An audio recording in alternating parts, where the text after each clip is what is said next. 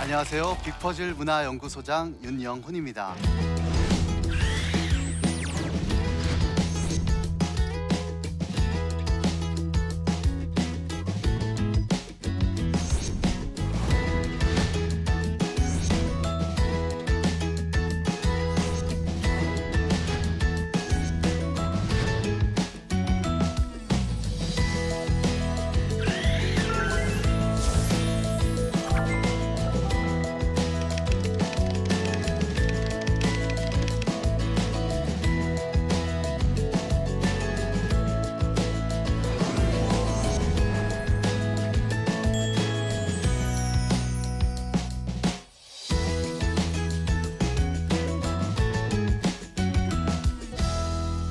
오늘 제가 여러분과 나눌 말씀은 시간에 대한 얘기를 하려고 합니다.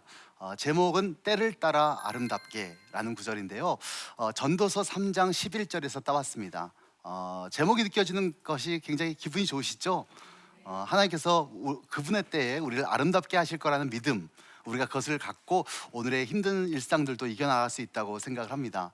그런데 이제 때를 따라 아름답게라고 하는 희망과 함께 우리는 아름답지 못한 세상을 살아가고 있어요.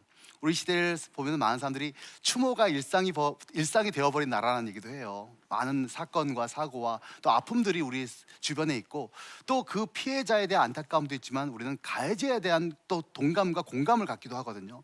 굉장히 힘든 사람들이 또한 가해자가 되기도 하고, 또 어려운 형편 가운데 컸던 사람들이 또 남에게 잘못된 일을 하는 경우들을 보면서 단순히 그 사람이 나빠서라고 하기보다는 우리의 사회가 점점 이렇게 악인들을 만들어낼 수도 있고, 사람들이 굉장히 또 많은 부분에서 분노하게 만드는 세상이라는 생각도 합니다.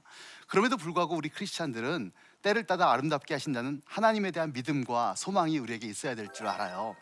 성경에 보면은 이제 전도서 3장 11절 말씀, 많은 사람들이 좋아하는 말씀인데요. 하나님께서 모든 것을 지으시되 때를 따라 아름답게 하셨고 또 사람에게 영원을 사모하는 마음을 주셨느니라. 그러나 하나님의 하신 일의 시종을 사람으로 측량할 수 없게 하셨도다. 그렇게 기록되어 있습니다. 사람이 미래에 대해서 알지 못한다는 얘기를 하죠. 미래에 아십니까? 미래를 모르십니까? 미래를 모르는 것은 우리를 불안하게 하죠. 두렵게 합니다. 여러분, 사실 우리가 앞으로 2035년쯤 되면 어떤 세상이 되어 있을까? 이런 것을 저는 상상해 보곤 해요. 많은 SF 영화들이 그런 상상을 하지만 요즘의 SF 영화들은 미래를 긍정적으로만 그리지는 않습니다. 옛날 80년대에 나온 SF 영화들은 미래가 굉장히 신기할 것이고 굉장히 멋있을 것이고 굉장히 편리한 세상이 되어 있을 것이다라는 상상을 했지만, 요즘에 나오는 SF 영화들을 보면 미래에는 굉장히 많은 발전이 있겠지만 인간은 불행해질 것이다, 이런 식의 어떤 디스토피아적인 그림들을 많이 묘사하곤 합니다. 우리들의 삶은 어떨까요? 2035년, 지금으로부터 약 한 20년 뒤인데요. 그때 나는 뭘 하고 있을까? 내가 사는 세상은 어떨까? 그때 우리는 어떤 핸드폰을 들고 다닐까? 어떠한 자동차를 타고 다닐까? 이걸 한번 멋있게, 또는 어떻게든 재미있게 상상해 봤으면 좋겠어요. 예수님께서는 마태복음 16장에서 이런 말씀하셨어요. 사람이 온 세상을 얻고도 제 목숨을 잃으면 무슨 이득이 있겠느냐. 다시 말해 세상의 가장 큰 보배는 바로 내 목숨이란 얘기예요. 세상에 아무리 큰 보화를 준다고 하더라도 그 보화를 줄 테니 자기 목숨을 주십시오라고 얘기한다면, 여러분, 그것을 바꿀 수 있는 사람이 있을까요? 그러면 그 큰 보화, 어떻게 보면 강남에 있는 큰 빌딩을 드리겠습니다. 내 목숨하고 바꾸자 그러면 못 바꾸죠? 여러분 목숨이 그렇게 비싼 줄 몰랐습니다. 그러면 익명의 제 목숨하고요, 익명의 제 목숨하고, 이건 고민될걸요? 다시 말해서 다른 사람의 인생은 우리가 어떻게 평가할지 모르지만 적어도 내 인생은 강남의 큰 빌딩보다도 비싼 거죠. 저는 이 목숨이라는 것에 대해서 또 성경에 이런 말씀을 하고 있습니다. 친구를 위해서 목숨을 주는 것보다 더 큰 사랑은 없다. 동의하십니까? 동의는 할 수 있지만 이걸 실천 가능한가요? 그건 불가능할 것 같아요. 근데 묵상하다 보니까 저는 목숨이라는 의미가 도대체 무엇일까라는 것이죠. 단순히 생명을 의미하는 것이 아니라 목숨은 시간을 의미한다는 생각이 듭니다. 나의 남은 시간이죠. 다시 말해서 친구를 위해서 목숨을 주는 것은 내 시간, 내 목숨의 일부를 떼어서 주는 행위인 것입니다. 그것이 바로 목숨을 주는 사랑일 수 있고, 또 내가 목숨이 가장 소중하다면 나의 남은 인생, 그 시간을 우리가 소중히 여기는 것이죠. 그것이 우리의 삶의 기회이기도 하고요. 저는 어떻게 보면 여러분들이 이 미래에 대한 희망을 갖기도 하고, 또한 우리의 지금 일상에 대한 어떤 소중함을 생각하기도 하지만, 요즘 많은 젊은이들에게 제가 꿈을 물어볼 때가 많아요. 넌 꿈이 뭐니? 그러면 꿈을 대답을 못해요. 꿈이 없니? 그러면 꿈은 있대요. 근데 대답은 못해요. 왜 대답을 못할까요? 예? 안 될까 봐 그런 것도 있지만 사실 그 꿈에 비해서 나의 현실이 너무 초라하다고 생각하기 때문이에요. 사실 우리의 꿈은 우리의 현실보다 훨씬 더 높아요. 근데 그게 맞아요. 내 꿈은 미래에 대한 것입니다. 그렇기 때문에 나의 현실보다는 내가 미래에 더 발전적인 자아가 되어 있을 것을 생각하면서 꿈을 맞춰야 되는데, 우리 많은 사람들은 내 현재의 모습에 내 미래의 꿈을 맡겨요. 네가 지금 몇 등이니까 네 꿈은 뭐야? 네가 지금 점수가 이 정도니까 네 꿈은 뭐야? 라고 나의 현재의 모습으로 미래의 꿈을 제다할 때가 있고요. 또 우리가 과거에 했던 많은 실패들 때문에 내가 꿈을 세운다는 것에 대해서 자신감을 잃을 때가 많습니다. 예를 들어서 7살짜리 꼬맹이가 얼마 전에 장래희망을 정규직이라고 썼대요. 엄마 아빠 영향이겠죠. 근데 7살짜리의 꿈이, 여러분 어떻게 보면 어떻게 해야 7살짜리 다운 걸까요? 7살짜리에게 넌 꿈이 뭐니? 그랬더니 요즘 경기도 안 좋고 그래서 한번 치킨집 프랜차이즈나 한번 해보려고요. 이렇게 얘기한다면 여러분 이쁘다 그러시겠습니까? 아니죠. 7살짜리 꿈은 어떻게 해야 되냐면 노벨상을 탈 겁니다. 대통령이 될 거예요. 이렇게 해야 7살짜리 다운 꿈이에요. 그런데 우리는 그 꿈을 격려하죠. 훌륭하다. 넌 크게 될 거야. 근데 물론 저같이 48살 된 사람이 꿈이 뭡니까? 그러면 대통령이 될 겁니다. 노벨상 이러면 이뻐요? 대통령이나 잘 뽑으세요. 이렇게 얘기해야 되겠죠. 그러니까 다시 말해서 자기 나이에 따라서요, 꿈의 그림은 좀 달라지는 것 같아요. 그렇다면 요즘에 20대 젊은이들에게는 꿈이 뭐냐고 얘기했을 땐 저는 꿈이 좀 커도 된다고 생각을 합니다. 왜냐하면 그들은 앞으로의 미래가 훨씬 더 많이 있으니까 그 미래의 기준, 바로 20년 뒤에 나의 모습을 상상하면서 그만큼 내가 이렇게 발전해 가겠지, 그때의 꿈을 우리가 생각하는 것이죠. 그런 의미에서 저는 여러분들이 우리 인생 가운데 늘 꿈을 품었으면 좋겠습니다. 그는 나이가 드신 분도 마찬가지예요. 요엘서에는 이렇게 얘기해요. 너희 노인들이 꿈을 꾼다 그랬거든요. 노인들도 꿈을 꾼다란 말, 다시 말해서 비전이란 단어는요, 절대로 젊은이들의 전유물이 아닙니다. 전 미래 교회의 모습을 절대로 젊은이들의 교회라고 생각하지 않아요. 그러니까 많은 사람들이 교회의 미래를 생각하면서 젊은 사람들이 우리의 비전이다, 젊은이들이 우리의 희망이다, 이런 얘기를 많이 하는데, 저는 미래의 교회는 노인들의 교회가 될 가능성이 훨씬 더 높습니다. 그건 교회뿐만이 아니에요. 앞으로 전망 있는 많은 사업들은요, 가장 유망한 사업 중에 하나가 바로 실버 산업이라고 얘기하죠. 그러니까 옛날의 노인하고 지금의 노인하고 미래의 노인은 달라요. 옛날의 노인은 복지의 차원에서 우리가 접근을 했습니다. 권사님, 요즘 밥 잘 드셨어요? 이렇게 하겠지만, 여러분 요즘 할머니들에게 그렇게 물어보면 기분 나빠하세요. 그때 할머니들은요, 훨씬 더 세련된 문화 감각을 가질 것이고 훨씬 더 다른 어떤 삶의 패턴을 가질 것입니다. 또 더군다나 옛날에 우리 노인들은 돈을 모을 줄은 아셨는데 쓸 줄을 몰랐어요. 근데 앞으로의 미래의 노인은 돈을 쓸 줄도 알고요, 노인이 돈이 많아요, 젊은이가 돈이 많아요? 이제 노인이 더 돈이 많은 시대가 됐다는 것이죠. 그래서 이 기업체도 노인들을 위한 굉장히 중요한 대비를 하고 있고요, 우리 교회도 앞으로는 노인에 대한 전문 사역자들도 필요하다고 저는 생각을 합니다. 제가 오늘 여러분에게 말할 얘기는 이 미래에 대한 얘기고 꿈에 대한 얘기인데요, 여러분들도 꿈을 가졌으면 좋겠습니다. 제가 아는 어떤 지인이 이렇게 얘기하셨습니다. 우리 애는 꿈이 없어요. 목사님, 우리 애는 꿈이 없습니다. 어떻게 하면 꿈을 가질 수 있을까요? 저는 반대로 묻고 싶어요. 그럼 어머님은 꿈은 뭡니까? 엄마는 꿈이 뭐야? 라고 애가 묻는다면 뭐라고 답하시겠어요? 그 순간 내 꿈은 너야. 너 잘 되는 거. 솔직히 우리 아이들이 자기 꿈도 감당하기 힘든데 엄마 꿈까지 짊어지니까 너무 힘들어요. 그러니까 우리는 내가 엄마가 꿈을 꾸고 그 꿈을 해서 오늘도 뭔가를 배우는 모습을 보여준다면 아이들도 자연스럽게 그 꿈을 배우고 꿈을 갖는 법을 따라할 거라고 저는 생각을 합니다. 자, 오늘 성경 말씀은 하나님께서 우리에게 주시는 그런 많은 삶에 대한 얘기를 하는데요, 우리의 인생은 사실 알고 보면 참 허무할 때가 많아요. 그래서 전도서에도 이런 구절이 있죠. 일하는 자가 수고로 말미암아 무슨 이익이 있으랴. 하나님이 인생들에게 노고를 주사 애쓰게 하신 것을 보았노라. 바로 이 때를 따라 아름답게라는 구절이 나오기 직전에 우리 인생이 무슨 의미가 있겠는가라는 그 인생의 허무를 얘기해요. 솔로몬이 허무하다는데 우리는 허무하지 않을 수 있을까요? 세상의 모든 것을 다 가진 솔로몬이 헛되고 헛되니 참으로 헛되다 얘기하는데, 우리가 모든 것이 좋다라고 이야기하는 참 세상은 만만치가 않죠. 저는 그런 것 가운데서 실존주의 철학에서 얘기하는 부조리라는 개념이 있습니다. 이 부조리하다라는 말을 우리는 종종 써요. 이 부조리하다는 것은요, 단순히 허무를 의미하는 것이 아닙니다. 삶은 허무해요. 솔직히 말씀드리면은 우리는 매미라는 그 녀석을 보면 참 불쌍한 녀석인 것 같아요. 매미가 맴맴하면서 이제 여름마다 나타나지만 얘들이 땅속에서 몇 년 동안 사는 줄 아세요? 7년, 짧은 건 7년이고 긴 거는 16년까지도 땅속에 삽니다. 그러니까 10년 정도를 땅속에서 살아요. 땅속에서 그렇게 군뱅이로 살다가 땅 나와가지고 맴맴하고 한 달 동안 짝짓기 한번 하고 죽는 거예요. 운 좋은 녀석이나 한 달이지 운 없으면 괜히 초생한테 잡혀가지고 학교에 제출되고 그렇게 하거든요. 근데 저는 그 매미의 삶이 분명히 허무하지만 부조리하진 않아요. 왜냐하면 매미는 자기 인생의 허물을 인지하지 않기 때문이에요. 우물안 개구리란 말이 있습니다. 개구리가 우물 속에 살면서 우물이 전문 줄 알고 살아가는 사람을 우리는 우물안 개구리라고 얘기하죠. 근데 인간은 그렇지 않아요. 인간은 우물 속에서도요, 우물 밖을 상상해요. 자꾸 우물 밖에 뭐가 있을까를 상상하고 또 우물 밖에 갈 수 없다는 현실 속에서 괴로워해요. 우리 인생은 그렇게 두 가지의 가치가 충돌합니다. 내가 하고 싶은 일과 내가 할 수 있는 일, 그리고 나의 욕구와 또 나의 현실, 여기에 충돌하면서 우리는 삶의 부조리를 느껴요. 그러니까 허무한 건 인생이지만 그 허무 속에 느끼는 삶의 고난, 또 삶의 고뇌를 의미하는 것이죠. 그런 의미 가운데서 저는 여러분이 어떻게 우리의 인생의 의미를 찾아내고 우리가 미래의 아름다운 꿈을 꾸을 수 있을까, 한 편의 영화를 소개하고자 합니다. 이 영화는 제가 많은 사람들에게 소개하는 영화인데요, 제목은 버킷리스트라고 하는 영화예요. 여러분 영화 좋아하십니까?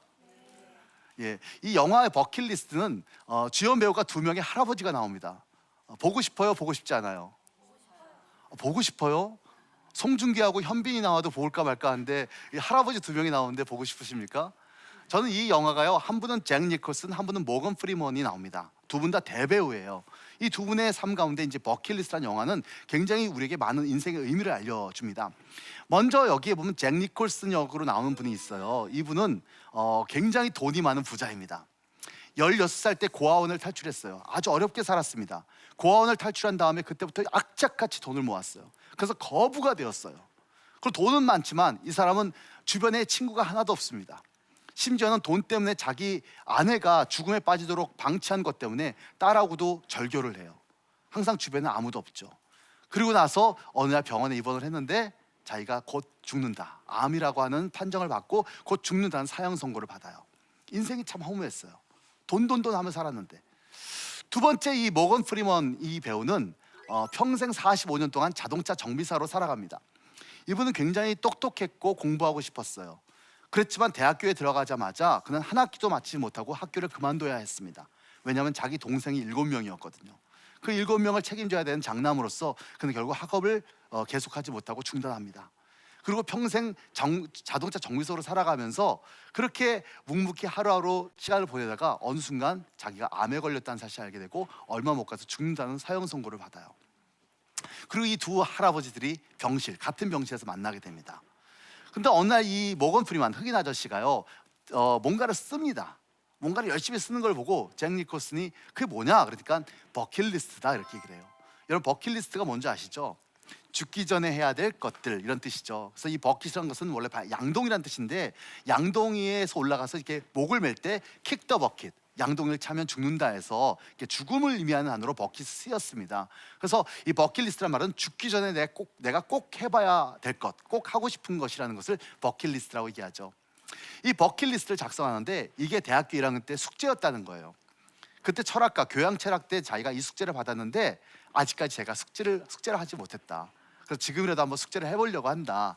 이러니까 이 잭 니콜슨 할아버지가 그거 같이 하자, 이거 의기투합을 해요. 그래서 둘이 같이 버킷리스트를 씁니다. 뭐 예를 들어서 문신 해보기, 뭐 스카이다이빙 하기, 그 다음에 뭐 장엄한 것을 보기, 피라미드에 가보기, 뭐 이런 것도 있고, 또 주책맞게도 잭 니콜슨은 예쁜 소녀와 키스하기, 뭐 이런 걸 써요. 그러니까 막 이 주책맞은 늙은이가 왜 이딴 걸 쓰냐고 막 구박받기도 하고, 뭐 어때? 내가 하고 싶은 건데. 이래서 거기다가 이렇게 글을 써요. 그리고 두 사람이 결국 여행을 떠납니다. 병원을 나왔어요.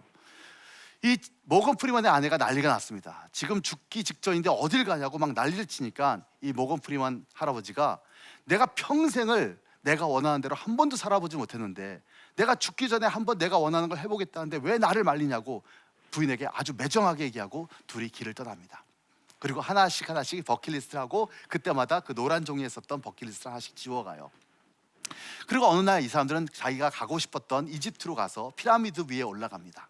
거기서 뉘어뉘어지는 저녁 노을을 바라보면서 그때 이 똑똑한 모건 프리먼 할아버지가 이렇게 잭 니콜슨에게 말해줘요. 우리가 죽으면 신을 만나게 되는데 신은 우리에게 두 가지 질문을 해요. 그 두 가지 질문에 우리가 답변을 할 수 있어야 우리가 하늘나라에 갈 수 있다고 얘기합니다. 그 두 가지 질문은 뭐냐면, 첫 번째는 당신의 인생에서 기쁨을 찾았습니까? 라는 질문이에요. 당신 인생이 행복했습니까? 당신의 인생에 무엇이 기쁨이었습니까? 라는 질문에 대답을 할 수 있어야 된대요. 두 번째 대답은 당신 인생이 누군가에게 기쁨이 되었습니까?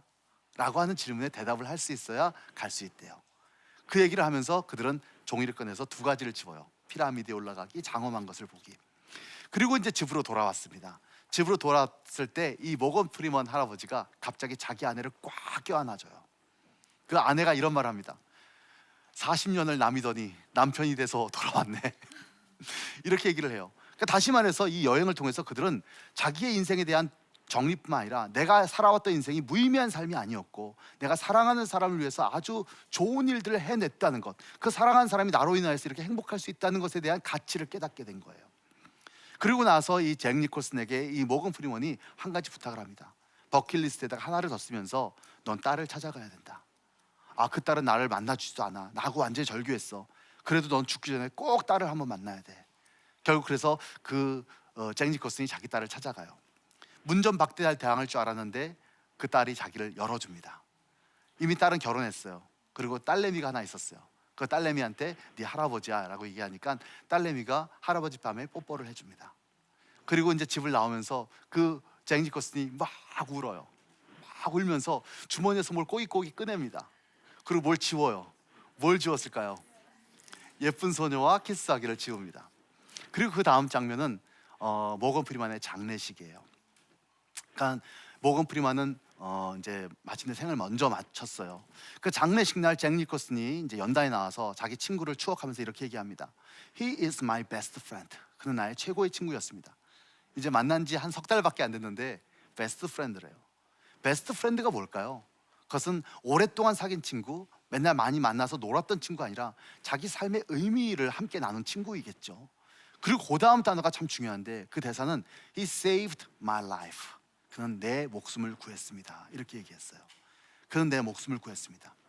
사실 잭 니콜슨 할아버지도 이제 곧 죽어요. 얼굴에 병색이 가득해요. 근데 왜 목숨을 구했을까요? 여기서 목숨을 구한다는 것은 단순히 내가 목숨을 산다는 게 아니라 내 남은 삶의 의미를 찾아준 것이죠. 더 나아가서 내 지난날의 삶을 의미를 찾아준 것입니다. 그것이 바로 구원받는다는 의미예요.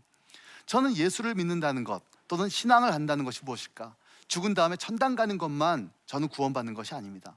구원받는다는 것은요, 내 남은 삶이 구원받는 것이죠. 나의 현재의 삶이 구원받는 거고, 심지어는 나의 지난날의 후회밖에 없는 삶일지라도 그 삶이 구원을 받아요. 그래서 우리가 하나님께서 주신 말씀, 때를 따라 아름답게 하라는 것은 바로 예수 그리스도를 믿는 믿음 안에서 우리가 앞으로의 남은 삶이 구원받는 것이고 거기 안에 의미를 찾는 것을 의미합니다. 전도서 이 때를 따라 아름답게라는 구절 다음에는 이런 구절이 있습니다. 사람이 사는 동안에 기뻐하며 선을 행하는 것보다 더 나은 것이 없는 줄 내가 알았다. 결국 인생이라는 것이 무엇일까? 때를 따라 아름답게 사는 것이 무엇일까? 기뻐하며 사는 것이고 또한 할 수 있는 대로 선을 행하는 것, 바로 이 영화의 주제였던 내가 인생에서 기쁨을 찾는 것이고 또한 누군가에게 내가 기쁨이 되는 것이다라는 거예요. 다시 말해서 우리가 인생의 꿈을 생각할 때 그 꿈이라는 것이 막연한 것이고 우리의 욕심을 반영한 것일 수 있지만 우리가 그 꿈이 있을 때 우리의 현재가 구원을 받아요. 많은 사람들이 비전이 없다는 것은요, 미래가 없다는 것을 의미합니다. 미래가 없으면 뭐만 남죠? 현재만 남아요. 현재는 뭐가 나의 삶을 인도할까요? 먹고 싶어, 자고 싶어, 하고 싶어, 놀고 싶어. 인간의 어떤 육체의 욕심이, 욕구가 나의 현재 삶을 이끕니다. 그러나 꿈이 있다면 그 꿈을 현재화시켜요. 그 꿈을 현재로 땡겨와요. 그 꿈이 있기 때문에, 그 미래가 있기 때문에 현재는 그 꿈을 위해서 내가 뭔가를 준비하게 되고 뭔가를 실천하게 돼요. 뭔가를 시작하게 돼요. 그래서 기독교 신학자인 위르겐 몰트만이라는 사람은 이런 말을 했습니다. 기독교의 종말론은 희망학이다, 이렇게 얘기했어요. 단지 말해서 종말론은 이 세상의 끝에 대한 얘기가 아니라 바로 어떻게 보면 성경의 맨 마지막에 나와 있는 마지막 때 이야기가 아니라 종말론은 우리에겐 희망이다. 왜? 세상의 종말엔 뭐가 있죠? 바로 하나님의 나라가 있습니다. 하나님의 때가 있다는 것이죠. 그렇다면 그건 우리에게 희망이죠. 거기에는 많은 이상들이 가득합니다. 그러므로 그 종말에 대한 꿈을 갖다가 우리 현재로 땡겨오는 거예요. 종말을 땡겨오면 현재가 뭐가 될까요? 진단이 돼요. 현재가 어떻게 보면 점검이 돼요. 그렇다면 현재에 뭐부터 고쳐야 되지? 내가 현재 뭘 실천해야 그 종말로 갈 수 있을까라고 하는 위대한 동력이 될 수 있다는 겁니다.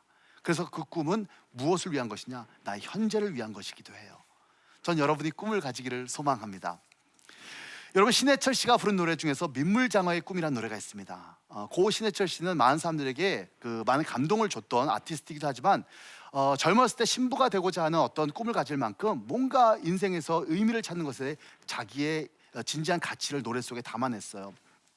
그 가사를 보면 이런 내용들이 있습니다. 여러분 잘 아시는 민물장어의 꿈인데요, 좁고 좁은 저 문으로 들어가는 길은 나를 깎고 잘라서 스스로 작아지는 것뿐. 이제 버릴 곳조차 거의 남은 게 없는데 문득 거울을 보니 자존심 하나가 남았네. 정말 좁은 길은 우리의 자존심까지 내려놓는 길이라고 얘기합니다. 저 강들이 모여드는 곳 성남파도 아래 깊이 한 번만이라도 이룰 수 있다면 나 언젠가 심장이 터질 때까지 흐느껴 울고 웃으며 긴 여행을 끝내리. 미련 없이 아무도 내게 말해주지 않은 정말로 내가 누군지 알기 위해. 저는 이 노래는 크리스찬 노래는 아니지만 기독교가 얘기하는 인생의 진리, 인생의 어떤 의미에 대해서 굉장히 중요한 질문을 하고 있다고 생각이 돼요. 저는 이 질문 가운데서 신해철 씨가 그 다음 노래에는 일상으로의 초대라고 하는 곡을 씁니다. 그 일상으로의 초대라는 곡이 전 더 의미가 있어요. 거기 이렇게 나와요. 산책을 하고 차를 마시고 책을 보고 생각에 잠길 때 요즘 뭔가 텅 빈 것 같아. 지금의 난 누군가가 필요한 것 같아. 그러니까 매일매일 반복되는 그 일상 가운데 우리는 허물을 느끼는 거예요. 어떻게 하면 우리가 이 일상 가운데 새로운 의미를 찾을 수 있을까? 그때 후렴에 이렇게 얘기합니다. 내게로 와줘. 내 생활 속으로 너와 같이 함께라면 모든 게 새로울 거야. 매일 똑같은 일상이지만 너와 같이 함께라면 모든 게 달라질 거야. 우리 크리스찬들에게 신앙의 의미가 뭘까요? 어느 순간 그리스도께서 내 삶에 찾아오는 것이죠. 내가 똑같은 일상을 살아가지만 예수께서 나에게 찾아오는 순간 내 일상 가운데 의미를 찾게 되고 그 가운데 뭔가 새로운 것을 알게 되고 발견하게 된다는 의미입니다. 실존주의 철학자들은 이렇게 얘기합니다. 다시 말해서 우리가 부조리하고 현실이 허무하죠. 그러므로 그 허무한 현실 가운데 매 순간 매 순간의 인간의 실존에 우리가 의미를 부여하고 그 순간순간의 가치에 우리가 더 많은 의미를 담아내야 된다고 얘기해요. 전 그게 바로 기독교 신앙의 힘이라고 생각합니다. 다시 말해서 우리에게 믿음, 때를 따라 아름답게 하신다는 하나님의 약속의 말씀은 우리의 미래에 대한 비전에도 큰 의미가 있지만 우리 현재에게도 아름다운 의미를 제공합니다. 이제는 우리의 삶 가운데 여러분들이 내가 무엇부터 시작할 수 있을까? 내가 꿈을 가졌다면 내가 무엇부터 시작할 수 있을까에 대한 그 현재에 대한 아름다운 생각들을 품을 수 있기를 바랍니다. 미국의 대통령이 오바마가 흑인 대통령이 나왔을 때 저는 믿을 수가 없었어요. 내 생애 가운데 흑인이 대통령이 나올 거라고는 전 상상도 못했습니다. 근데 그 결과는 어떻게 가능했을까? 60년대 누군가가 꿈을 꿨기 때문이죠. 그 꿈은 바로 마틴 루터 킹 주니어와 많은 사람들이 꿈을 꿨습니다. I have a dream이라고 하는 연설 가운데서 그들은 언젠가 이 세상에 백인과 흑인들이 함께 어울릴 수 있는 그런 차별 없는 세상을 그는 꿈꿨습니다. 당시 60년대에 그런 꿈이 과연 이루어질 수 있을까요? 처참한 핍박들이 있었죠. 그리고 그 당시 마틴 루터 킹 주니어 목사님에게 우리가 이제 이렇게 하다 보면 한 40년대 미국의 대통령이 흑인이 될 수 있을까요? 라고 인터뷰했다면 아마 그분도 믿기 어려웠을 거라고 생각해요. 근데 40년이 지나서 그 꿈은 마침내 미국에서 실현되었습니다. 근데 그 꿈은 저절로 이루어진 게 아니죠. 60년대 누군가가 그 꿈을 꾸었고 그 꿈은 누군가에게 공유되었고 그 꿈을 위해서 누군가가 아픈 희생을 했기 때문에 그 꿈은 우리 안에 현실화됩니다. 전 여러분들이 앞으로 어떤 꿈이 있는지 모르지만 그 꿈을 위해서 내가 지금도 아름다운 생각을 품고 그 꿈을 현재로 당겨와서 오늘 뭔가를 실천하게 하는 위대한 동력이 될 수 있기를 소망합니다. 그래서 이 힘든 세상에 때를 따라 아름답게 살아가시는 그런 귀한 분들이 되시기를 바라요.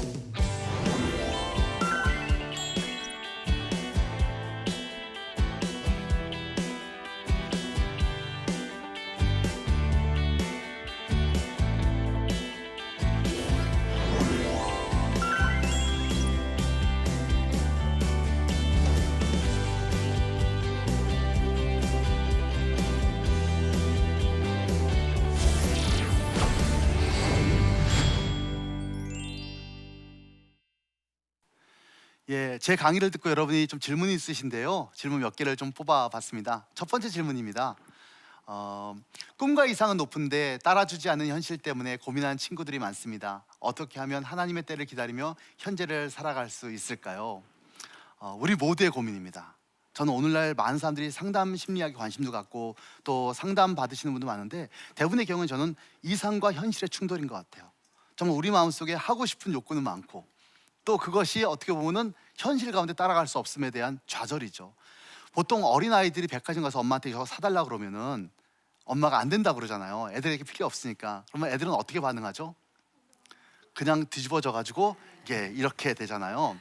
사실 어떻게 보면 우리가 그러고 있는 것 같아요. 하나님 앞에서 기도할 때도 우리가 하나님 앞에 때를 쓰는 것 같은 모습을 많이 봅니다.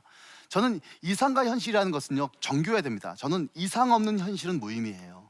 이상이 없으면 현실에 함몰됩니다. 제가 말한 대로 현실 속에서 그냥 욕구에 충실하게 살아가죠. 요즘 많은 청년들이 꿈이 없어요. 꿈을 갖는 것 자체가 너무 힘들어요. 차라리 꿈이 없었다면 이렇게 힘들지 않았을 텐데 라고 얘기하거든요. 근데 그러다 보니까 그냥 오늘 그냥 놀자, 시간 때우자 이렇게 돼버려요. 그리고 현실이 없는 이상은 무능해요. 그렇죠? 그래서 그냥 허황된 꿈을 꿀 때가 많이 있습니다. 그렇다면 우리가 어떻게 이 두 양자 가운데 어떤 균형을 찾을 수 있을까?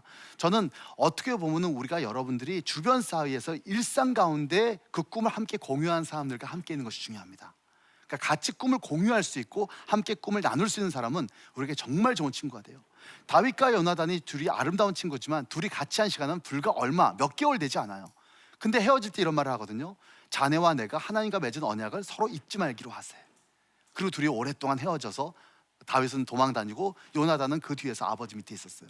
그리고 둘이 언제 만났죠? 다시 죽어서 만났습니다. 그때까지 한 번도 못 만났어요. 근데 우리는 다윗과 요나단을 우정의 상징으로 생각해요. 그것은 바로 그 두 사람이 꿈을 공유하고 함께 꿈을 나누는 친구였기 때문인 것 같아요. 심지어는 지리적으로 떨어져 있어도 그 우정은 그래서 계속될 수 있습니다. 그래서 여러분들이 그 꿈과 현실 가운데는 여러분들이 그 꿈을 공유할 수 있는 그러한 사람들과 동료들과 공동체를 찾는 것이 굉장히 중요합니다. 두 번째 질문입니다. 소장님께서 꿈을 이루기 위한 동력을 어디서 찾으시나요? 이것도 좋은 질문이에요. 저는 예배가 바로 그런 동력이 된다고 저는 생각합니다.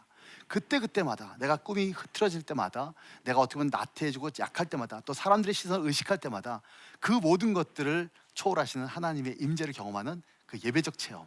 그래서 여러분이 큐티 운동하는 것도 중요하죠. 매일 아침 그런 동력을 찾는 것이고, 또 내가 경건서적을 읽을 때 그런 동력을 찾는 것이고, 또한 믿음의 친구들과 대화할 때 그런 동력을 찾을 수 있다고 저는 생각합니다. 저는 그런 것이 제 삶의 가장 큰 기쁨이기도 해요. 오늘 귀한 시간 내주셔서 감사하고요. 여러분의 인생 가운데서 행복한, 때를 따라 아름다운 인생이 넘치시기를 그렇게 축원드리겠습니다. 감사합니다.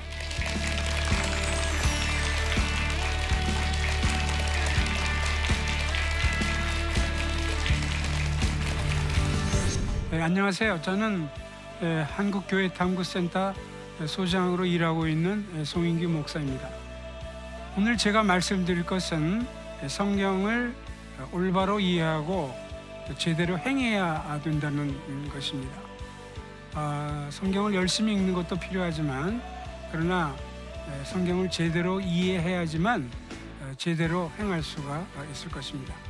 오늘 강의를 통해서 그런 잘못된 이해들을 살펴보고 필요한 방책을 말씀드릴 것입니다.